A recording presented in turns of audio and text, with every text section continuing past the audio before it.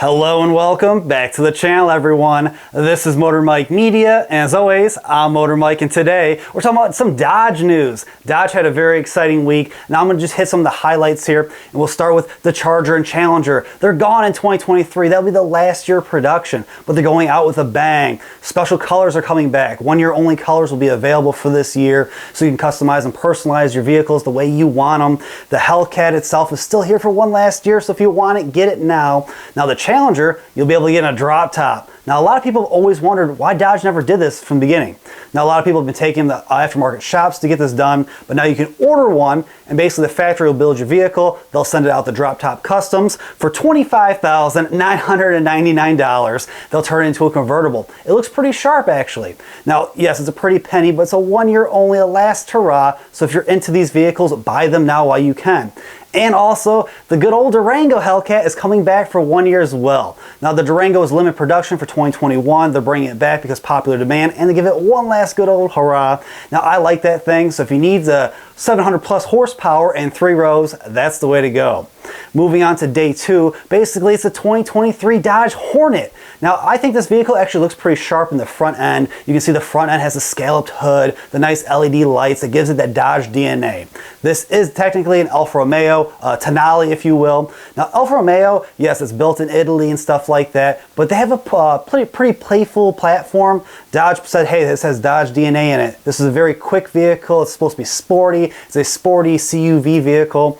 Now I know a lot of people hated on this vehicle. When this thing debuted the other day, people were saying this thing's ugly, it's stupid, Dodge lost their way. But you gotta remember, they need to make some money. They need a vehicle that can sell in high production, where they can pump these things out, make money on them so they can invest in the EV future for the brand.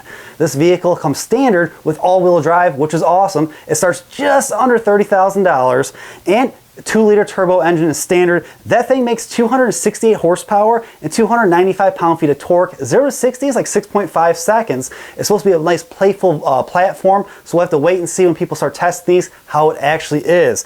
But you can upgrade to the RT. Basically, the RT is a hybrid system. A 1.3-liter turbo engine paired to that hybrid system makes 288 horsepower, but 383 pound-feet of torque. So that'll be the one that people want performance-wise. And they also showed us a concept for a goes like hell model, and that vehicle is basically their direct connect parts. So that vehicle's lower, special rims, special paint, a tune for the vehicle. So it's cool to see that direct connect is making all these aftermarket components for this new vehicle and other Mopar products. So we'll have to stay tuned to see more about that. But the biggest news of the week was the Dodge Challenger Daytona Concept SRT. Now this thing looks so awesome in my personal opinion. Now I'm a big musclehead, I love V8 engines, but this thing is very interesting, very different. Dodge said, hey, if we're gonna go EV, we're gonna put it and make it Dodge. It has our DNA in it, and we want people to see that. Now when you see this vehicle from afar, you look at the front end, this big LED front end, everything kind of looks squared off. It reminds you of those old muscle cars back in the day. It's got the old school symbol. I'm not going to try to pronounce it because I always pronounce it wrong. But when you start looking at certain angles, you can see that front end is just a big spoiler. If you're going to have a boxy, muscular vehicle like that, you're not going to be the best aerodynamics. So by designing that front spoiler, the air can flow up. That looks pretty cool. In certain angles, it looks so sharp in my opinion. I love how this Charger, if you will, is a two-door model, once again like the old days. Everything slopes back, the rear end's got the nice racetrack lights in the back. It mimics the front end, good aerodynamics, and an interior that looks pretty impressive. Larger screens, I like the instrument panel, the pistol grip shifter. It just looks very interesting, very nice.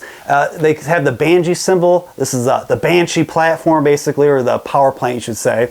They don't know about power yet. We don't know 0 to 60s. We don't know much of anything, to be honest with you. We do know it makes sound though. Dodge has this little tiny exhaust system in the back. They call it an exhaust system. We don't know exactly how it works. I think when the electric motor is revving, it's pumping air up into a baffling system. It sounds different. After you watch this video, go check it out, listen to it.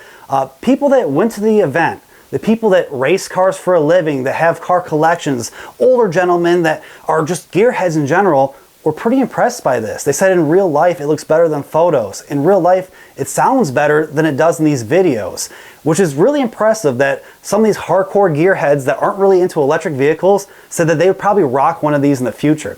They said there's going to be 9 different variants of this vehicle, but we'll have to wait and see about more information. But let me know in the comments below, guys, out of all the Dodge news, what was your favorite? What are things you liked? What are things you didn't like? Do you like the Hornet? Do you hate the Hornet? Do you like this EV muscle car, or the E-muscle as they like to call it? Please let me know all your thoughts, all your opinions down below. Let's have a conversation, guys. But that's all I have for you today. I thank you all for watching. And if you haven't already and you want to, please check out my channel. I keep trying to give you guys more and more content about cars, trucks, crossovers, and SUVs, combustion engines, and EVs, a little bit of everything. But please, like, comment, subscribe, hit that notification bell. That way you guys can stay up to date with the latest and greatest from my channel. And as always, I truly, truly appreciate you all for watching, and I'll see you all in the next one.